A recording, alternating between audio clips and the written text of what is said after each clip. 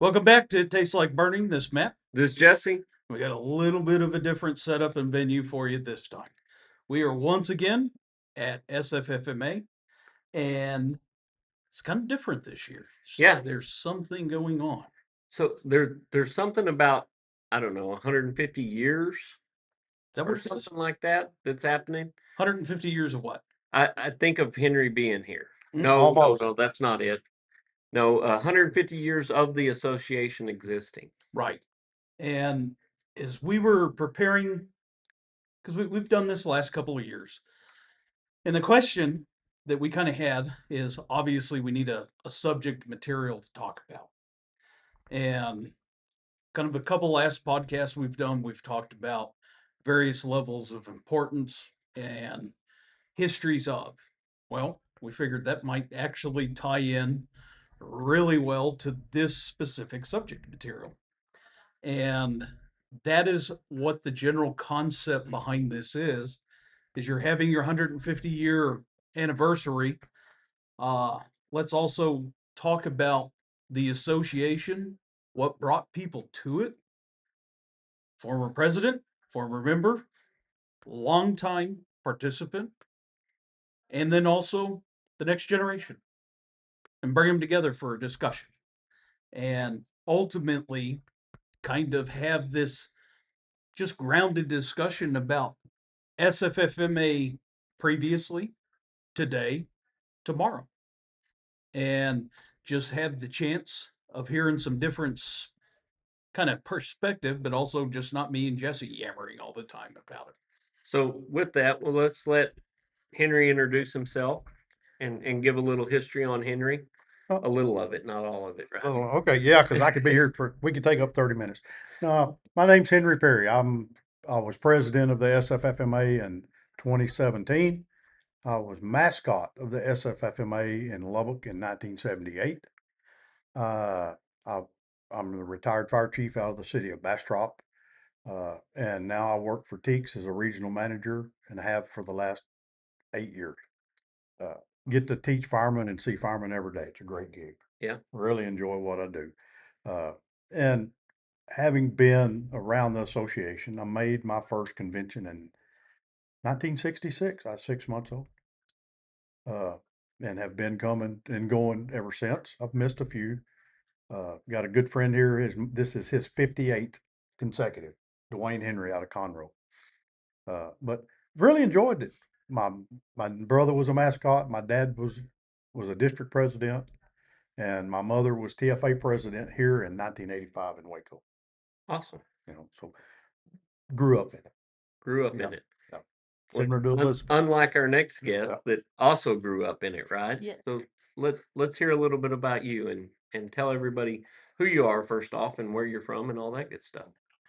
I'm Elizabeth White, and I'm from Dalhart. My dad is the fire chief of Hartley Volunteer Fire and EMS, so he's been doing that for almost 30 years now. And so I've been around it all 21 years of my life.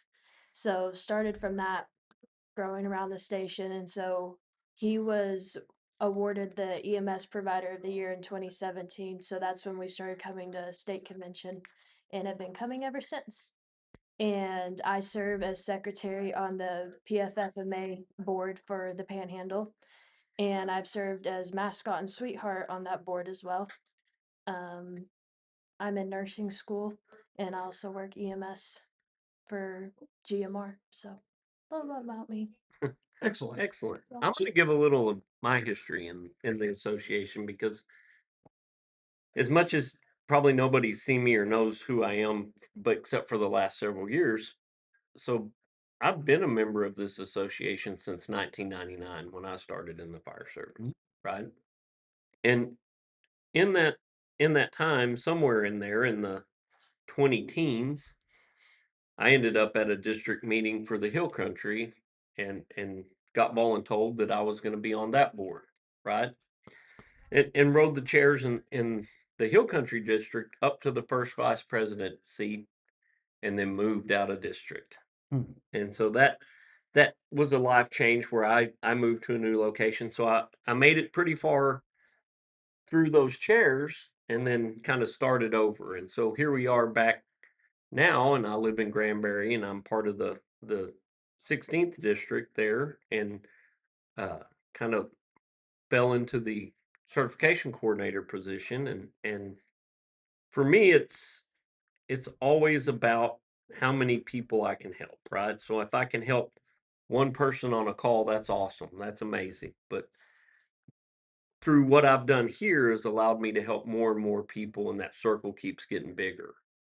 And that kind of will lead into what we're going to talk about today, right? Right. Matt, what about you? So for me, I joined Granbury in 2010, uh, and that's when we started in the association. Um, Moved into training 2012, something like that, and kind of going into the next segment of this. Up until just very recently, I never really participated much with SFFMA beyond just the practical uses that we had of SFFMA at the time. And that's for me kind of a big difference than some of the previous conversations I've had with particularly more long-standing membership where it is an association, it's a gathering, it's the convention, the camaraderie part of it. And really my experience on the SFFMA side for about the first 12, 13 years was mostly just what could the association do and how could we use that to our benefit. Um, the first convention I came to, I think it was both of us was the first one we went to, San right? Marcos, Yeah. yeah. And that would be true for a lot of our department. Is like that was the first time anyone from Granbury's ever gone to convention is that event.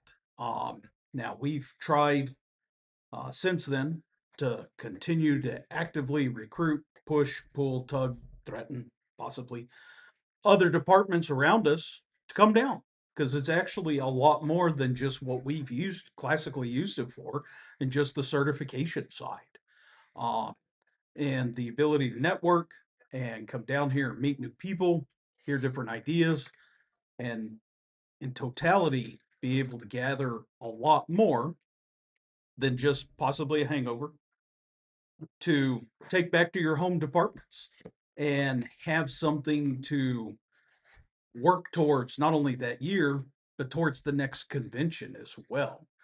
Um, and we'll kind of segue into the next kind of round of questions here is all of us and every single person in this room is going to have a different perspective on SFFMA. And I think particularly when you have the any discussion with brand new, long term SFFA member, I think both sides actually kind of forget each other's perspective on this. There's a big difference between being with the association an incredibly long time and actually understanding kind of the procedures and protocols and we'll call it the etiquette of the association, and then a brand new member bouncing in bright eyed and bushy tailed um, and just not having a clue about anything that's going on. It kind of sounds crazy, but this is the first time at an association where I've actually heard people having conversations uh, about just the two candidates that are running for fourth VP. And one of the interesting conversations is there people are trying to figure out just how the executive board works. And I haven't heard those conversations in past years. And it's just indicative that these are new people coming in. So they came here to actually check out the conference. They didn't come here to vote. Big difference. Don't get me wrong. That's an important distinction there. They came here first and foremost for the association to check out the training and to see what this is about. They didn't show up to vote. They came here for everything else. And I think that's an important thing that kind of gets forgotten in the minutia over time. Um, and we'll start with you, Elizabeth. What do you want to get from your association? What's it here for? I would say like I hear all the outside of it because upper like the benefits of SFFMA dealing with being a secretary and all the things. Okay. But actually, like, knowing what personally I get and how it supports my fire department Okay. and EMS service, like, it's yes, it's one time, like, the convention's one time of the year, but it's always with us. SFFMA is always year round. It's just reaching out and what we actually get from it. Okay. So you say that how it helps. Give us some an example of how it's benefited your department or you personally. I would say, like, knowing that, like, caught me in my words. I had it, but That happens to me Yeah. all the time. Yeah. go to Henry and I'll come back. All I'll right, think we'll about come it. back to you on that. Yeah, Okay. I'll think about it. So same thing, Henry. Kind of. Well, I look at it, and having been on the board, having helped try to get some of this stuff, is the benefits that the association, and I think that's their biggest fault, is they don't promote those, is you pay $50 a year, or your department does, to be a member of the association individually. And before I got FirstNet, AT&T and Verizon, we both have deals with them. And I'm more than made up for my annual dues just in the benefit I got from AT&T. And that's just one of multiple benefits that are out there. If you're an individual with no insurance, you can get dental insurance, you can get some legal insurance. There's things that the association's made with other companies, benefits that are out there Mhm. that I really don't think get promoted enough about the association. And I lived close to Austin for many years, and I was close to the office. I could go by, get the books we needed, just different things that the office, and they'll mail them, but different things that the association offered, uh, outside, not and outside of those benefits is the training, arm of it, or the certification arm of it. And Jesse, you're on the certification board, and I have been off and on. I'm on it right now, but, what the certification program brings to firefighters in the state of Texas. And we were looking yesterday at the certification board meeting the other day, uh, how many certified firefighters we've had, how many tests we're issuing a month. And to me, that has done nothing but benefit the state of Texas Oh yeah. with putting certified firefighters out there. And now with the reciprocity with the Commission on Fire Protection, we're just going to get more, Mhm. and it benefits the state of Texas. And I think that's one of the things SFFMA does. And really and truly, when you sit back and look at the big picture, we're the only organization in the state that fights for all the firefighters.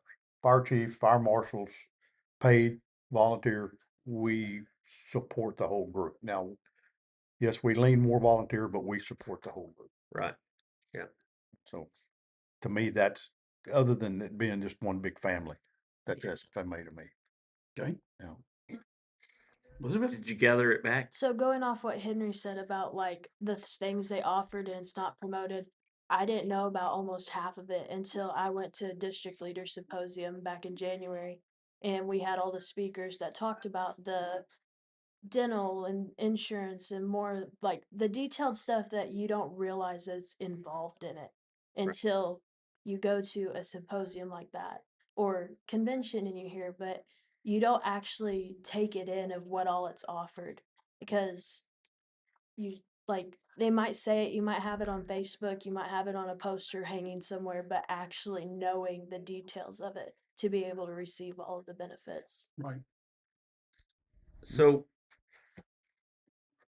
get to a more personal level on it, like the impact that the association has had on a Henry as a person, starting back there when you were 6 months old Oh, in, Lord. in the 1900s. Yep. Oh, Lord have mercy.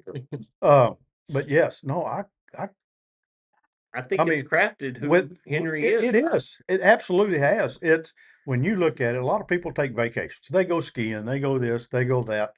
My family had 2 vacations a year. We went to conference convention in June, and we went to municipal school, fire school, in July. And I mean, I made my first trip to fire school in 1971 as a 6-year-old. following my dad down there as an instructor, and then I became an instructor. Now I get to work for him, but the fire service in general, I would not be where I'm at today if I hadn't crawled on the bay floor in Lampasas, you know, grew up there. I mean, joined the fire department before I got out of high school, so I could get my 6 months in, so I could go to get a school leave, so I could go to college in Stephenville, you know. And then I was going to be a paid fireman, applied for Austin, didn't get it, missed it by 13 people out of 2,000. But I went to work for the Lower Colorado River Authority, but I still lived and breathed the fire department. Yep. Even my second wife, uh, our honeymoon, I spent 36 hours on a brush fire. And she loved that, didn't Oh, she? I'm sure she did. That's why she's the second ex. But Yeah. but I mean, I grew up in it. I can remember as a kid helping build bicycles in Lampasas for the Christmas toy drive and painting Tonka toys and doing that. I mean, from about 2 years old till I left to go to Bastrop, we did Christmas every year. We spent at the fire station for a month repairing bicycles, putting inner tubes in new tires, and nothing like seeing a kid's eyes when you give them new stuff Right. pull up with a horse trailer and unload a sack full of stuff. And that it shaped me. I lived and breathed fire service my whole life. Uh, the leadership training, all the stuff that I've taken over the 42 years I've been a true fireman, uh, prepared me for the fire I had in 2011 that burned 35,000 acres, 1,700 homes.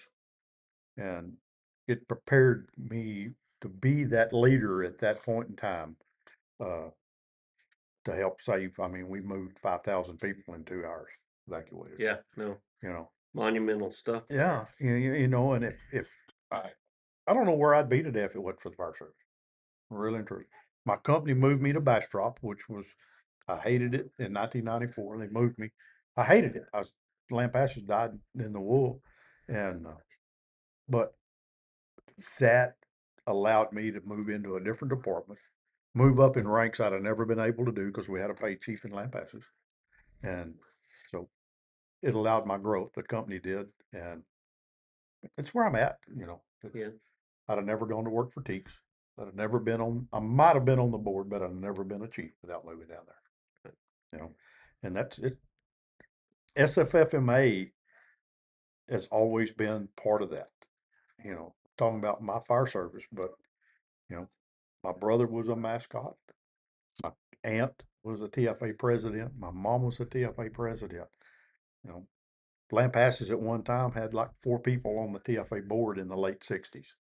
It was just a big group that lived and breathed conference, Right. and it just growing up in it, you know, going to go to places like Laredo or Brownsville to conference, Yeah. Wichita Falls, just It's a got long, to see the state. it's a long way to Laredo. It is a Just throw long that way out to there. It's a Laredo, long way to but Brownsville, and especially if you're coming from the Panhandle. Dalhart, Yeah, right? Yeah. Right. that's almost Yes. just catch Everything but Colorado is We- far away from We Dalhart, can right? touch 4 corners before I make it to San Marcos. Right. Yeah. Yeah, absolutely. So as you've grown up in the last several years and grown into what you're doing now and with your district and your department and all these things, where do you see that taking you in the future? You said nursing school. Yep. But but what what is the role of the fire service in Elizabeth's life on down the road? What do you see that being? I want to continue it as much as I can. Like that's what shaped me, who I am. I don't like Henry said, I don't know where I'd be if I didn't have it. Starting with our Hartley Fire Department, every single member of our department is like an older dad or mom or brother or sister to me in any way. With that comes Dalhart Fire Department. They've we're 2 separate departments, but it seems like one because of how close we are all together. It's like one big family. We all get together. Yep. but that it continues onto our panhandle with I knowing Henry and everyone around that, like they're all like a second dad to me in some way. Just how I've grown up around them all. Um, Nursing wise, what do you yeah. plan to do nursing? So I'm getting my bachelor's of science in nursing, and then with my RN, and then I'll continue working in the ER, ICU, and then getting my flight nurse. Okay, that's where I So was curious if you yeah. were looking to fly on Oh yeah, the potato with no wing. so much fun. But with that, like I like in the fire service, I like the command side. I like the secretary position, writing grants. I love writing grants, my favorite. And just being leadership wise in command Hmm, along those lines. Yeah. that's awesome. But you, Jesse, I've lost the question because I got involved in the answers, right? Well, I will say something about Elizabeth.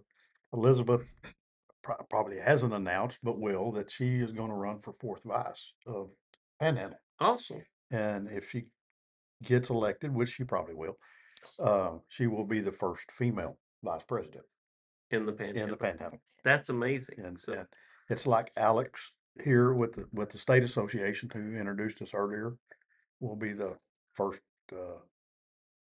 black person right. to sit in the president's seat. And I'm very proud of him for that.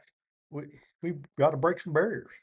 Right. You know, Yeah, no, absolutely. and I see us doing that and it going down that line. So, You know, and I mentioned earlier, like you increase your circle of the people that you can help. And I know that's a thing that Mhm. you've experienced in your time Oh, doing yeah, this, right? yeah, You went to work for Teaks because you knew you could train people to better serve the people that they're serving, right? absolutely, So absolutely. you've grown that circle, and I think that's kind of what any association, and especially this one does. It helps people to grow their circle of people they can Right. help. And sometimes that's both ways, right? Oh, absolutely. Absolutely, Yeah, because it's not only me coming and presenting information or teaching a class or you teaching a class or presenting information, but it's a lot of it too is us sitting in the audience and gathering that information so that we can take back and we can help more sure. people and Absolutely. grow as people, right? And I'm gonna there's a lot of people long for and I've had this conversation 2 or 3 times while I was here this weekend so far. uh, People talk about the good old days and how great it was at this time and probably, for Henry, Oh, you remember back in the 70s and the early 80s when you were young and had this great time here oh, doing absolutely. this. Absolutely. And I have this theory that the good old days are the good old days because of the people that we did it with. Yes. Yes. And it was the people we did it with, but in what they call the good old days now, like you said, the 70s and 80s, we had 700 delegates. Yeah. So, and you had, I mean, it was just awesome with the amount of people we had. And I love what we're getting done today with the numbers are coming up. We Yeah. had 300 people registered with Teaks for classes. Yeah, You that's know, pretty good. oh, it's amazing. Yeah. It's amazing, and my campaign was on the certification when I ran, and we were able during my time on the board, we went 100% NFPA. We Yeah. met a new standard. Now we're improving that standard Hmm. with newer people on the certification board. We're getting better certifications out there for our people More and more and more, more. and our paid side, the paid side is doing the same thing. We're And just to further my point and what I was going to get to here, and I think sometimes we fail to realize that today is somebody else's good old days. yes, For sure. yes, So where today is probably Elizabeth's good old days, right? Yep. And I think as a whole, we lose that sometime, and we think it was so much better when I did this, and it was so much better back then. And sometimes today is that day. It may not be our day that day for us to remember that, because I've had some good old days myself, right? But today is somebody's good old days. And I'm going to just go out on a limb, and it's probably hers, right? She got to do this cool thing, and it's weird, feel awkward, and sit here with these old fat guys. And but it, it's, it means something to everybody, right? So Matt, let's pick up from there with you. Kind of echo and reiterate what you're saying. There's a lot of new people here this time. Yes. And again, just you take an introspective look at it. Say you've been in the fire service 30 years, but this is the first time you've been at conference. Okay. And all you hear, potentially, not saying I have heard it, it's just the for instances. Okay. Uh, it's not what it used to be. And it's like, you need to be careful what you're being an ambassador to. Yeah. Uh, and I'll kind of segue into my next question here. And this is the benefits part. I think, and this is going to sound crazy, particularly Granbury's chief saying this. I think the single most underutilized benefit of SFFMA is the avenues and training potential that you have inside the organization that currently exists. There's not enough organizations, highly biased opinion, there's not enough organizations really realizing what they can use that training for and how it can be used today and the impact that it'll make on your department the same day. And we are not, as a total, that's the one thing I think SFFMA is most underutilized on, is training. And I'm not talking about potential in new training classes. I'm talking Fire 1, Fire 2, hazmat awareness and ops. It's the single most underutilized benefit in the state. And it makes a gigantic impact. And I've seen organizations, and I get to have this opinion because I see half the state now. I work with thousands of volunteer fire departments in the state of Texas. And the ones that truly embrace SFFMA, and then oddly enough, guess who else they embrace? Teaks. It just, the list goes on and on. It's real weird. It's real weird how that works. When they start embracing training, they start embracing all of it. And the gigantic difference that it makes in the organizations, the second that their membership truly embraces the training. And then the cool part on the back end of this is, and I'll tell kind of a short story here. I think it was 2 years ago, we did a fire academy, and we had approximately a 63, 64-year-old guy. Finished the academy, finished his tests. Okay. Pretty typical American story. Graduates high school, goes to work, continues to work for the next 45 years, retires. Okay. It was so personal of an accomplishment for him. He did it for himself. Okay. And him being able to be retired and all of a sudden be, as a societal level at the end of your life, because that's what you do. The second you retire, you just immediately put out to pasture, right? No. And he found such a renewed invigoration and step in the difference that he turned around and made in his own organization. And then lo and behold, there's more coming next time.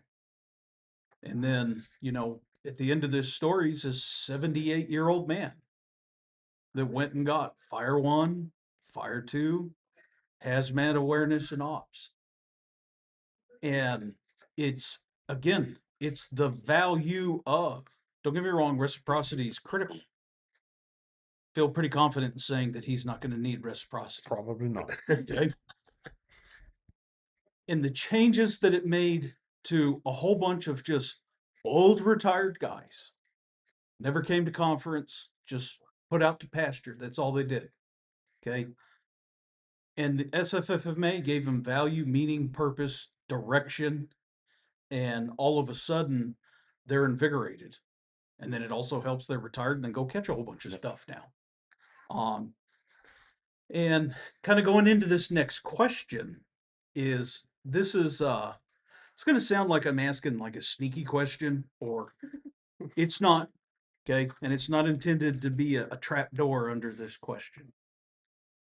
And this is a highly personalized, very specific and individual answer. Today, where does Elizabeth want SFFMA to go? Start thinking on the back end, because the next one's how are we going to get there.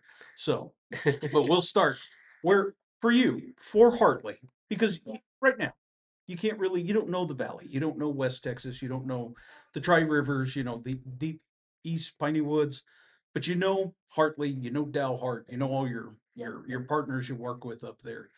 What does what does Hartley need for SFFMA in the future? And it doesn't have to be something that's, I'll even go as far as to say is reasonable, because we'd all want $1 million in a helicopter. Okay. Especially that helicopter. Yeah. So what do you want to see for SFFMA in the future? And you're at the beginning of SFFMA. So what do you want to see? For me, and like how I see it as like for Hartley, just the more training of it, the more community and support of SFFMA. We're in Hartley, that's 10-ish hours from the state office. Mhm. We can't just stop by the state office anytime we want. And just having those phone calls, the connections through conventions to hear what is going on, because we're not next door. We're Right. like 10 hours from state office or wherever convention's at that point. Um, just support of the executive board for our department, because what, three of them are on the executive board, which Billy, Joe, and Alex were close with them for sure. But it's the ones that aren't close to us that we don't talk to Mhm. a lot. So Hartley, like, we're far, but just SFFMA, we're still a part of it, even though we're across the state. But And what do you need in the future? uh, And if we need to come back to it, we can. Well, she said more training. More training. more Yep. training training. opportunities, which we have with our Panhandle Association, allowed a lot more with Amarillo College Firefield through with Teaks partnering. We have accessibility for testing now, because we offer, like Joe will bring Chromebooks or whatever to whoever station we test, which has been a lot different. We've had this last year or so 5 or 6 firefighter one tested out of our department, which is a huge accomplishment for Yeah. Hartley. Well, it's a huge accomplishment in general, Yeah. right? So I started in '99, like I said before, and I took my fire two test in 23. So it took me 24 years to get that done, right? And now every year we send young people and old people and people through program that we have at Granbury, and it all happens in 6 months. It took me 23 years to do what people now can do in 6 months because of advancement of the programs and what the association has worked towards. And I'm going to add one thing to that. There is one slight difference. You're included in this group of people. There was a group of people that realized an opportunity and we set it up. Took full advantage Right. of all the conditions that are out there for everyone and just organized it and physically pulled it together. And that's a big difference. Yeah. It's the people that are willing to do change to make things better, not 10 years ago, 20 years ago, 30 years ago, when we didn't have these opportunities to do better things. And you got to look at moving forward, and we're in 2026, not 19 something right now, and we have more opportunities to do better things. Well, you've said the dangerous word though, change. Change can be scary, Yeah, for can sure. be hard.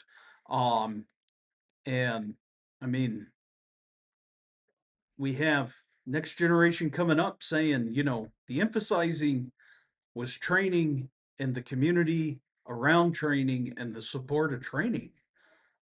That was the emphasis. Yeah. And again, that's an important perspective to actually hear, because I think this is one of the big differences between a much older generation and the newest generation coming in.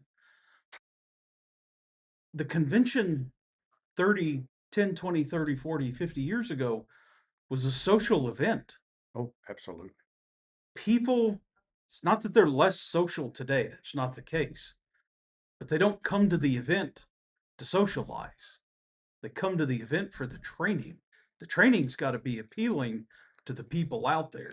The benefit is the social aspect. Yeah, of it, the right? benefits, the social aspect, and the opportunity is the training. Now, the hard part, the $1 million question But is I'm- trying to figure out what training's actually going to bring in the most people. But you go back to Henry's comment from earlier when in 2017 when he was president, and his platform was a platform of what, Henry? Certification. Training, right? Yep. So I think the idea of training and training being the driving force, I think that's been there forever. I think that's been there probably since somewhere around the time of the invention of Brayton Firefield, if I was going to guess, right? That's about when training became the driving force for the association. But that, to me, that's the value proposition of it. But the personal part of it is the social aspect of it and the networking side, right? So I think you have to have both these things in parallel, and I think they have to balance. I don't think I think sometimes we get to a tendency where we say this one thing is the most important thing, and that everything has to be training or everything has to be the social aspect of it. I think both of those things have to live in a parallel pathway because I think they're both vital to the association. Yeah, I would argue more now than ever. Yes. Yeah. Because again, do not get me wrong, people are social at convention, but they're not coming to convention to socialize. It's a different society, it's a different time, different age. People can very easily be entertained at home, and they can live in Hartley. Okay, There's Netflix, right? right. Well, Sometimes. Sometimes they have Well, that and the difference is that go back again, pre-internet, 2000. Okay, just it was a different society, different culture, different communities, and socialization was completely different. I mean, you go sit in any building with kids, they're sitting next to each other and they're texting to each other. Mhm. Doesn't make it right or wrong. Communications changed, and that's, I think, and it's not a warning. It's just saying this is what's coming down the pike. We have to figure that part out. I don't know how. That's one thing I do want to make clear. Don't know how to do that. Okay. But it's something that's coming. And what we have seen is that the training aspect is the common denominator in departments that have found great success. It's the training. They've embraced the training. They've embraced all the aspects and avenues of training. And then shockingly, everything else falls right into place. May take a little while to figure it out, get the course plotted and get your, general heading picked. But once you do that, you're pretty much in like Flynn at that point. You were set up really well. And it's the crazier part is how fast it falls into place. Yeah. That's the craziest part. And that's not just a Granbury experience. I'm talking any department that I've stumbled into and talked to, the second that they kind of make that cohesive gathering and groupthink change to we are going to be training based, within 2 weeks, department starts to change. Within a month, you see noticeable change within 6 months. It's actually a completely different organization, and it's almost universal with every department I've talked to. And I think some of that growth and development and training, I think our district 16 has because it came out of nothing, like it uh, dissolved and went away and was gone for a good long while. There was like 7 years there that there wasn't any district anything Right. happening. And the fact that when we came back together and said, "Hey, we need to make something happen here, and we need to do something," and then we collectively as a group said training is what it's going to be based around, and we've made training the focus of everything we've done up until this point. We have a completely different uh, organization, I say, but we're different from all the ones around us. We're Sure. different from most of them in the state, Oh, right? Because we, a bad thing, right? We lost all the tradition that there was because it was so gone and empty for so long. There was no way to bring the old traditions back with us. And I'm not saying go, Talk about the district. yeah, Oh, yeah, district. no. And I'm not telling you go kill your traditions. Absolutely not. But because we lost all those traditions and we started from scratch, we have this totally different thing from anyone around us. And it's not right or wrong. It's just totally different, Well, right? you had the clay. You could remold We that clay remolded it, into what you wanted, right? you know. And it'll change over time, right? We've got a new president. We're in the second stage of all this. But you guys have a very tradition-based district, but it's also very training oriented, right? Yes. So how is your as a district, because y'all are in the same district, Hmm? how is your district looking to be more training based? Because I know they are doing more stuff, right? Right. How are they planning to incorporate that into what you've been doing and hold on to those traditions, but also have this new thing going on? Well, I know they're talking about uh, doing some quarterly stuff. I just talked to a couple of them. They're wanting to do a mini Chiefs Academy. Hmm. You know, you were the regular firefighter tonight. Tomorrow you're the chief. You know, here's some stuff to keep you from going to jail. You know, and Which is important. oh, and we're gonna they're gonna start doing that training. Yeah. You know, and they've got some great chiefs that they're modeling, and they're not trying to do away with the Texas Fire Chiefs Academy. Right. They're not trying to do away with SFFMA's Fire Chiefs Academy. But you look at it, they're 10 hours from Austin. And most of us in the Panhandle are volunteer departments. People cannot take off a week, 2 weeks, a month, whatever that may be, to be in Austin at the state office or Dallas or whatever. Like it can't happen. Yeah. And being able to offer that Amarillo Canyon area, even Lubbock at that extent, like gives a broader spectrum with more leadership involvement. And up there, first thing I learned when I moved was you work your training around harvest Yes. between planting, fertilizing, harvesting. And then training goes in the middle of those, Mhm. you know, and Well, that would have been the second thing you learned because you learned they didn't have pine trees. that was the best thing they'd had up there. Is they don't have, they do have evergreens, but they use them for windbreaks on houses, you know. But no, yeah, no, there is no pine trees for me to burn up there. But but the harvest and the train and just the people, and there's people up there that really want to train. Mm. You know, they want it, and we've got to give it to them. Yeah. And I think the district uh, is providing that. You know, and late uh, Curtis Brown, uh, rest his soul, was second vice president of SFFMA when he died in the line of duty. But that was Curtis's big thing. Curtis was about training, and that bled through the Panhandle, and we're hoping to continue that. For sure. Henry, I'm gonna ask you kind of the same question. For the future SFFMA, what is not just a general direction, because you actually in a unique position where being a former president and a longtime attendee, and quite frankly, very respected and well-trusted Well- longtime member, I appreciate that. what is just again, not looking for like the political direction. Right, right. It's not what I'm asking. What would you like to see in the long-term future for SFFMA? Long term, Long term, well, number one, I'd like to see us get our membership up, okay? you know, because we can't sustain we can't sustain without the membership. But that's a twofold Sure. with the membership. You've got to be able to provide something for for the membership to get there.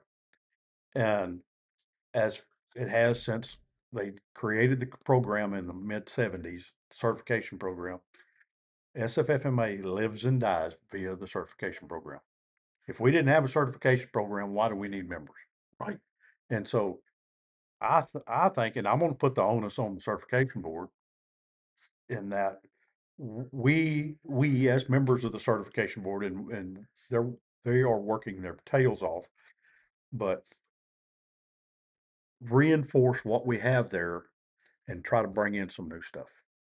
You know, you can get what we have to get the membership to understand that firefighter 1 and 2 A&O is not the end.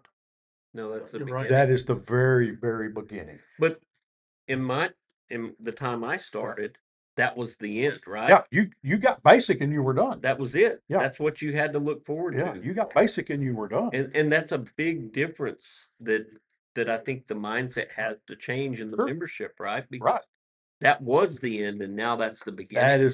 That's the beginning. Now we need, personally, I think we need members in the department that are officer 1 and officer 2. Mm.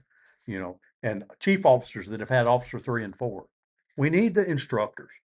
You know, we need the 25, 30-year-old, the 21-year-old that has learned and they've had their firefighter 1 and 2 for a couple of 3 years. Become that instructor. You know, we need to mentor new instructors because we're getting long in the tooth. You know, Elizabeth's not, but I mean, we've got to, my goal is to teach as an old firefighter is to teach young firefighters to be old firefighters. And to do that, we've got to have the training in the certification program. And we've got to get out of our mindset that we've always done it this way. Right. We've got to get that out of our mindset because the generation coming up, they have new ways of learning. And we have to learn new ways of learning.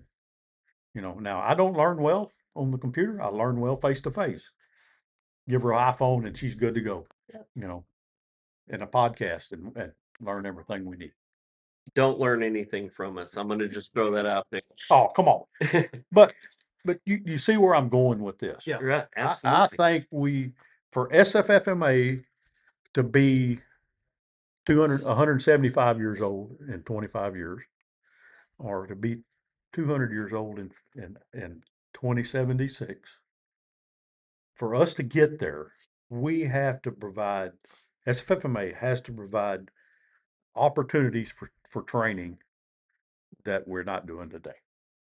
Yeah, there's a kind of reference. There was a conversation I was having earlier today, and I'm going to kind of reference the 60-year-old man or woman that retired. Mhm. And that's kind of how they were talking about SFFMA, where it was kind of entering its twilight years. Yeah. And it's like, you better hell hope not. Right. Like that's really not an option. And we started to kind of really go down the rabbit hole.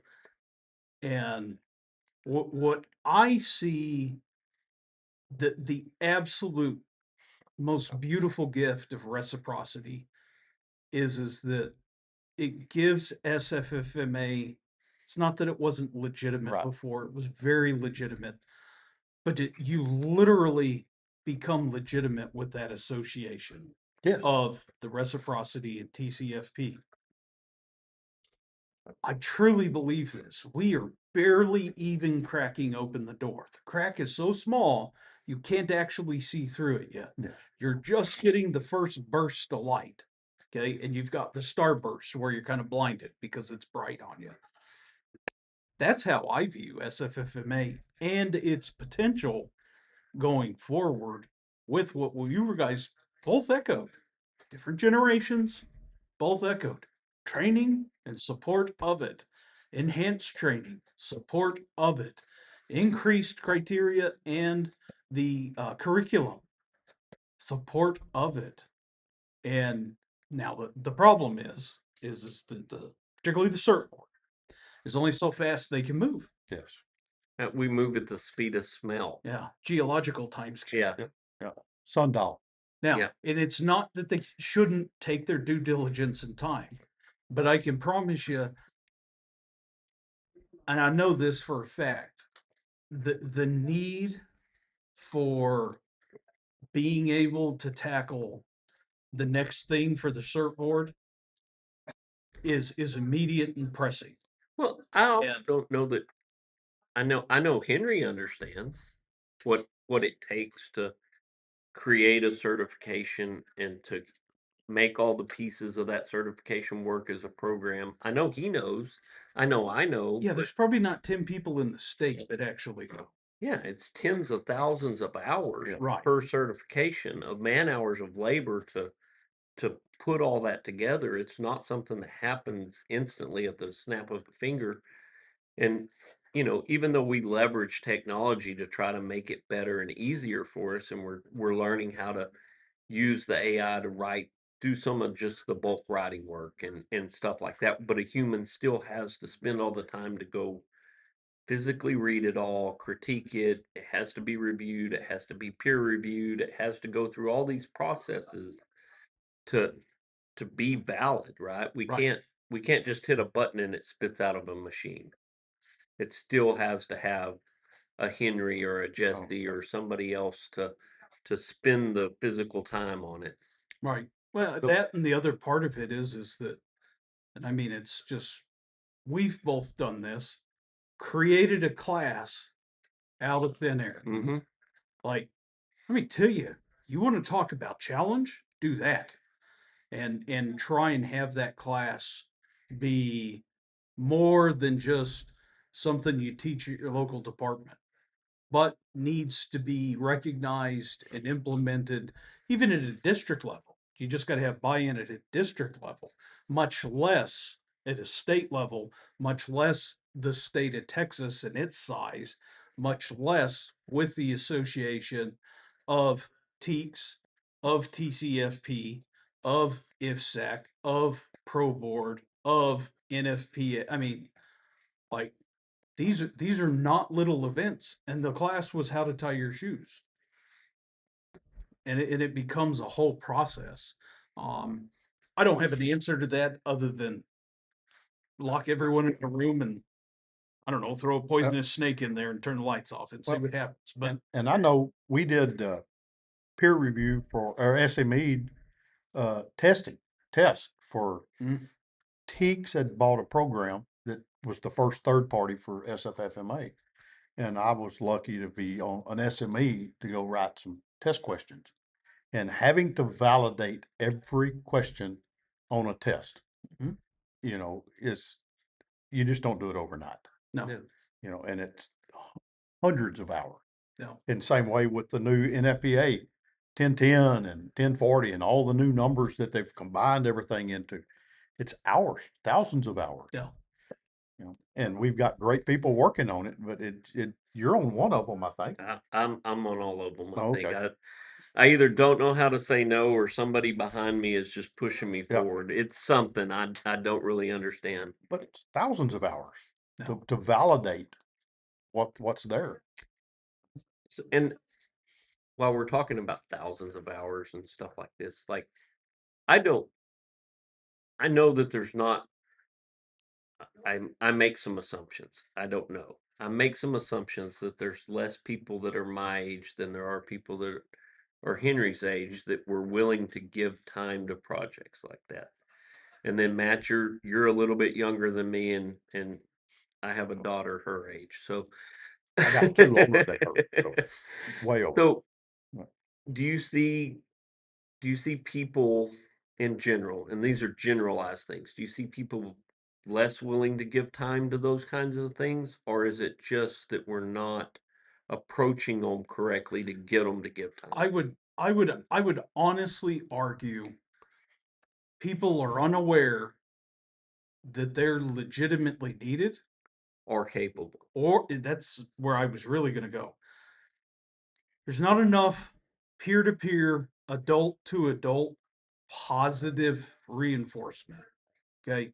To go up to someone and just be like, you know what? You are damn good at this. You need to do this. Don't give them an option. Yeah, You need to do this. snatch them. Okay. And just grab it. What's the worst that's going to happen? They're not going to do it. You're still in the exact same spot. Go get the next one. Like the, I really do think that's an underutilized facet. That is one old tradition that I think is getting forgotten about. Is that I refuse to believe that people are less capable today. Right. Okay, and it's not a generational thing. Okay, um, we talk about how we've always joked volunteerism's down, and then you reference Granbury, Dalhart, Yeah. Hartley, Alpine. List goes on and on. Seminole, on and on. Okay, and yet somehow or another they're figuring it out. Those guys figured it out. They figured it out. They're doing this. So yeah, no, it's not down. It's just I don't think people know. I don't think people know. Even in our own association, I don't think how many people realize at the potential that they have for helping the association and just the there's a ton of committees. How many? 16, Oh, bunch. 21, Yeah. whatever that 5 number or is. 9. Yeah. About 270 spots. Yes. I've been there, have had to appoint them. There's about 270 spots on committees. There's and I don't even think I bet you if we left here, walked out and just surveyed people, I bet you'd find that 95% of people realize don't even know they can be on those committees. Mhm. Why? Because they can't necessarily catch the district meeting. Maybe they can only catch the occasional convention. They just don't know. Or they're not encouraged to do it. Right. So I'm gonna go back in with the same kind of line of thought. Do you see people from your generation having, is it easy to motivate them to participate in some of these other things that take work like that? Or is that something that's more difficult? It's very difficult because people my age don't have the drive to do anything, And see, I to do anything good for themselves or the people around them. I see some and I see others that have that drive. So Exactly. my daughter, which I'm gonna I sound like a gloating dad, but she does have drive. It's different though. It's not the Right. same. But I was worthless when I was your age. Like, you must understand, I was worthless when I was your age. It wasn't until I was quite a bit older to where I started to have actual drive to do things that were not about me having a good time.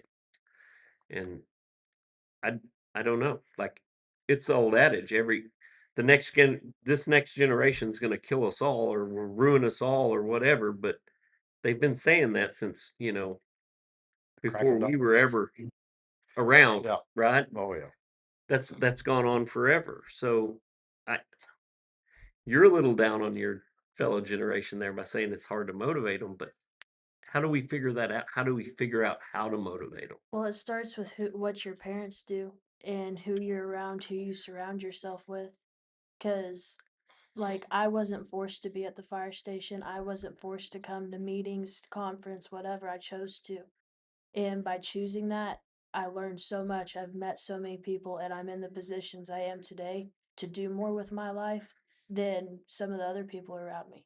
Yeah. And having the opportunities to serve on Panhandle Board as secretary, mascot sweetheart, having the opportunity to potentially be fourth VP, the first woman on that board, as a fourth vice president, having that opportunity to come to serve on the state board and possibly or do so much more.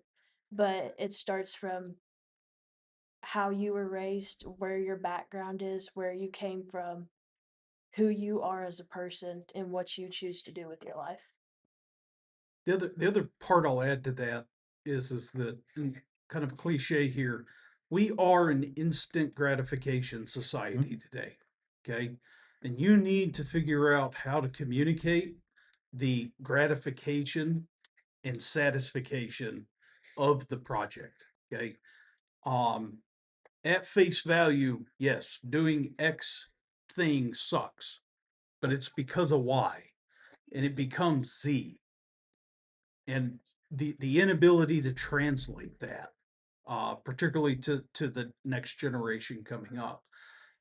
I mean, you got to realize, uh, and everyone will laugh when I say this, that an American high school kid today graduating is exponentially higher educated than any of us were coming out of our day in high school. And they have access to the most amount of information of any person in the history of this planet. The kicker is that kids today, they're not big fans of being told what it was like. They don't care.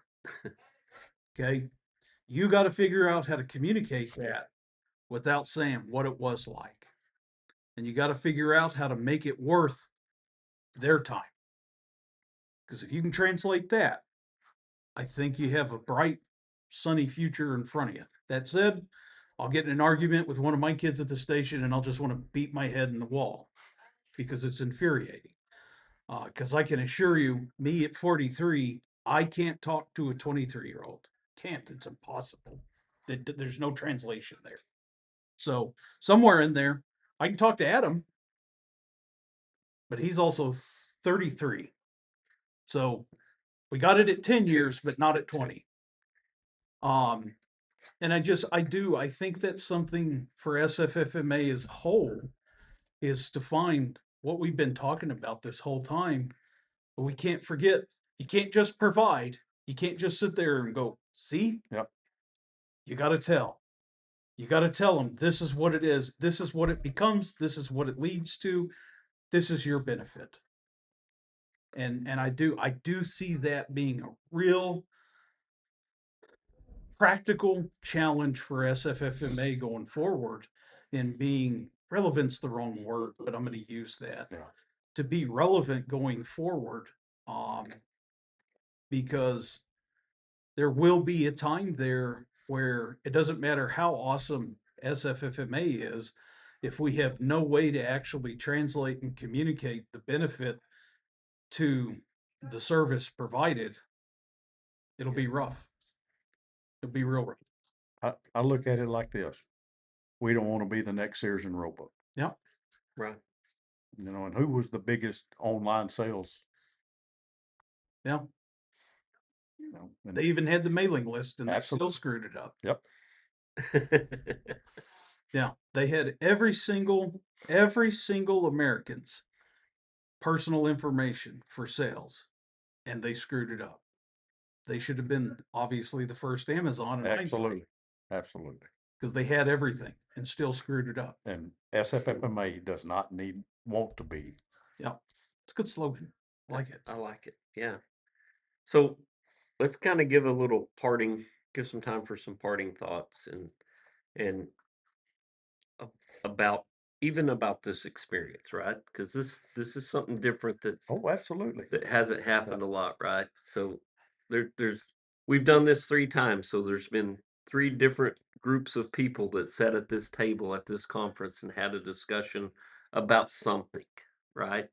And every time we've had a little bit different discussion, and this has been quite a bit different than the previous 2 discussions. So, Henry, Well, you know, as a 60-year-old guy, you know, I very seldom listen to a podcast, but being on this and the the camaraderie that's up here and the knowledge that has been spread today has just been totally awesome for me. I've enjoyed it, and it yeah, doesn't seem like we've been doing it for over an hour. yeah, I mean, we've been here a little yeah, bit. I've just enjoyed the more than anything the visit, Yeah, Yeah. you know, and getting to just spew good things and bad things about SFFMA. I mean, it's it's been a lifetime for me, and I appreciate being here. I appreciate getting a visit with Elizabeth and hearing a 21-year-old's perspective on what we as an organization need to do. Yeah. And I don't think we're doing enough of that. I think we're all sitting up here on our ivory podium and like we got the answer. And I don't think we do. And I was talking about the training and the new instructor ones and new instructor twos. You said it also. We got to snag them. We've got to get those people out there. And I appreciate the opportunity to be here and get to talk about that. Thank you. Thank you for coming in, Yeah. Elizabeth. I really enjoyed it. I thought this was so much fun. Like I was saying with Henry, like listening to podcasts and stuff, not my type of, but after doing this and like really experiencing it, I'm curious to look into more about stuff like this. Yeah. Well, the next part of this is you're going to go home and you're going to eventually listen to yourself speak, and you're going to be like, I sound like that. Been there, done that one. Yeah. Yeah. For sure. So, yeah. Jesse, what do you got? So been a great conversation, obviously, right? We tend to have these really good conversations when we bring people with a different varying perspective into the conversation. That helps make the conversation better. We're not here to be right. We're here to have a good conversation. And that's awesome for me. I also want to just mention that on our merch store, you can buy a cool t-shirt that says I listened to these idiots live at the 150th SFFMA conference. So there is that, right? We do take ourselves seriously, but we don't, right? We're here to enjoy this and not have a preconceived idea of what the outcome is or what the conversation's going to be. It's where it goes that keeps it interesting and makes it frankly worth listening to. Right. Well, just engaging, Right. hopefully engaging. So with that said, you got anything else? No, that's it. Okay. Yeah, I think we ought to cut it off here, and because the problem is if we don't, We'll be here tomorrow. we need to actually talk for like 6 more hours. Yeah. Right. Because we're realistically, you're just now getting to the actual part of the conversation. That's the interesting part of it. Because now people have been able to relax, settle in, hear different sides, realize that they're not going to get attacked, eaten alive. And we appreciate it. Thank you to everyone in the audience for attending. Really enjoyed it. Appreciate SFFMA allowing us to do this every year that we've had it, and it's been fantastic for us. I know me and Jesse enjoy it and have many beverages over these conversations. Yeah. And there's a lot of conversation that ends up coming back to our own home departments off of these conversations. Yep. Because there's for us a lot to learn from the simple concept of talking and trying to just be open to perspective and ideas.